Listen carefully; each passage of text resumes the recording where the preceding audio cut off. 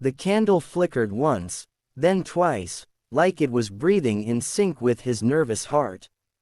Across the small wooden table, the chair remained empty. The single seat meant for the woman he'd been waiting to meet. Marcus Hale checked his watch for the third time, trying not to let the sting of disappointment show on his face. The restaurant around him hummed with quiet laughter, clinking glasses, and soft piano music. But at his table, there was only silence. The soft light caught the reflection of the untouched coffee in front of him, now cold, a mirror of the emptiness settling inside his chest. He told himself this would be different, that maybe this time, after months of loneliness, he'd find someone who could see past his scars, both the visible ones and the ones life had carved deep into his spirit. But the minutes dragged on, and every passing moment felt heavier than the last. His blind date, arranged by a kind coworker, had vanished before it could even begin. He smiled faintly, more to comfort himself than out of any real amusement, thinking maybe fate just wasn't on his side tonight. If you believe in kindness, in forgiveness, and in second chances that come when we least expect them, make sure to like, comment, share, and subscribe to Kindness Corner. Because sometimes the most beautiful moments arrive right when we've stopped waiting for them. Marcus was about to stand and leave when he heard the sound of tiny footsteps. Hesitant but determined, he looked up to see a little girl, no older than 5, standing beside his table. She wore a pale blue dress and her golden curls framed a face so innocent it almost seemed to glow under the warm restaurant lights. She clutched a small stuffed bunny, its ears slightly torn, and looked up at him with a mix of fear and courage.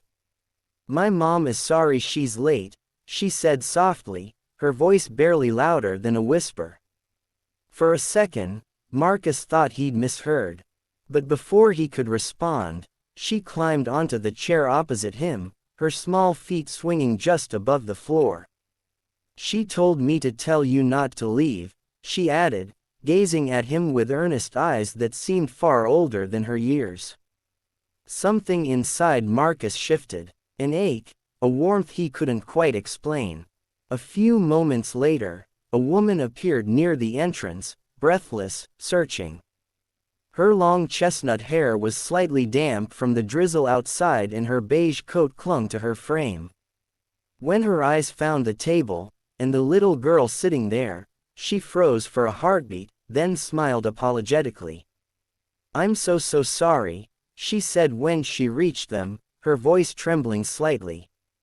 "Tefik was worse than I thought, and I couldn't find a sitter, so I brought Ellie along." Marcus rose instinctively, his earlier disappointment fading like mist. The woman, Harper Lane, was not what he had expected. There was no polished glamour, no rehearsed confidence, but something real. She looked like someone who had lived through storms, yet still managed to smile through the rain. As they sat together, conversation unfolded slowly, cautiously, like two strangers afraid to disturb something fragile between them. Harper explained that she was a single mother, her husband gone years ago after an accident left her alone with a baby and a mountain of unpaid bills. She hadn't planned on dating again, but her best friend insisted she try for her own heart's sake. Marcus listened, captivated not just by her story, but by her quiet strength. He found himself talking, too, about how his life had been split between corporate meetings and empty nights since losing his fiancée in a car crash 3 years ago. He hadn't been on a single date since.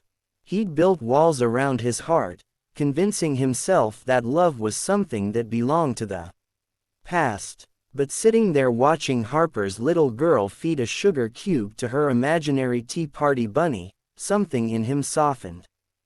The night stretched longer than either of them intended. The restaurant emptied slowly, leaving just a few lingering diners and the faint scent of coffee and rain in the air. When Harper went to pay, Marcus stopped her gently, smiling. "Let me," he said.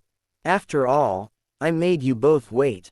Harper hesitated but saw the kindness in his eyes, the kind that didn't demand anything in return and let him. As they stepped outside, the drizzle had turned into a soft downpour. Harper opened her umbrella, shielding Ellie first, then smiled as Marcus held out his hand to help her navigate the slick pavement. For the first time in a long while, he didn't mind getting wet. The rain, the cold, the late hour, everything that once would have irritated him now felt poetic, almost healing. They exchanged numbers, a hesitant promise, but a promise nonetheless. Harper waved goodbye as she buckled Ellie into the car, the little girl waving her bunny and shouting, "Goodbye, Mr. Marcus." Through the window, he waved back, his heart unexpectedly light. Over the weeks that followed, they saw each other again. Once for coffee, then for a park picnic, and later for a quiet evening, where Ellie fell asleep in Marcus's lap while Harper told stories of the past she thought she'd never share again. Each moment stitched something back together in both of them. But just when life began to feel beautiful again, Harper's past returned in the cruelest way. She lost her job. The small clinic where she worked as a nurse closed suddenly due to bankruptcy. She tried to hide it, not wanting Marcus to feel burdened. Yet he noticed. He saw the quiet worry in her eyes, the sleeplessness creeping back. One evening when she tried to apologize for being a mess, Marcus simply said, "Harper, sometimes we're meant to be the reason someone else doesn't give up." He helped her find another position, not by pulling strings, but by standing beside her when she went for interviews, encouraging her when she doubted herself. And through it all, Ellie remained the bridge between their hearts. The child who had walked into a stranger's life and unknowingly rewritten two broken stories into one. Months later, the same restaurant saw them again, this time with a small reserved sign at their table. Marcus knelt beside Ellie, pretending to whisper a secret. "Do you think your mom would say yes if I asked her something very important?" The little girl's eyes widened, then sparkled with excitement as she nodded. Harper, watching from a few steps away, laughed nervously as Marcus turned, holding a small velvet box in his hand. No words were needed. Tears glimmered on Harper's cheeks as she nodded, overwhelmed. The restaurant, once a place of disappointment, became the very scene of redemption.